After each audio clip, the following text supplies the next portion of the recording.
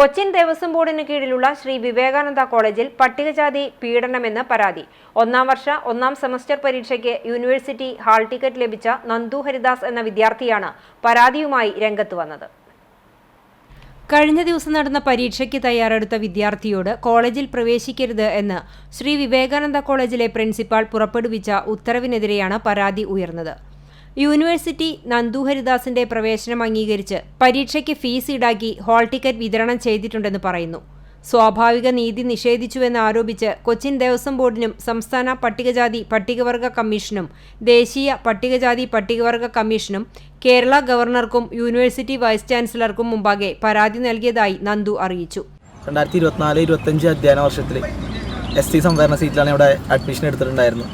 ഇപ്പോൾ first year sem exam നടക്കുന്ന സാഹചര്യത്തിൽ എക്സാമിൻ്റെ തലേ ദിവസം യാതൊരു മുന്നറിയിപ്പും ഇല്ലാതെ പ്രിൻസിപ്പാളിൻ്റെ ഭാഗത്തു നിന്ന് ഈ കോളേജിൽ പ്രവേശിക്കരുതെന്നും എക്സാമിൽ പങ്കെടുക്കരുതെന്നും ആണ് എനിക്ക് അവസാനമായി കിട്ടിയ അറിയിപ്പ്. യൂണിവേഴ്സിറ്റി നിർദ്ദേശിച്ച എല്ലാ മാനദണ്ഡങ്ങളും പാലിച്ച് എല്ലാ ഫീസും അടച്ചിട്ടാണ് ഞാൻ ഈ കോളേജിൽ അഡ്മിഷൻ എടുത്തിട്ടുണ്ടായിരുന്നത്.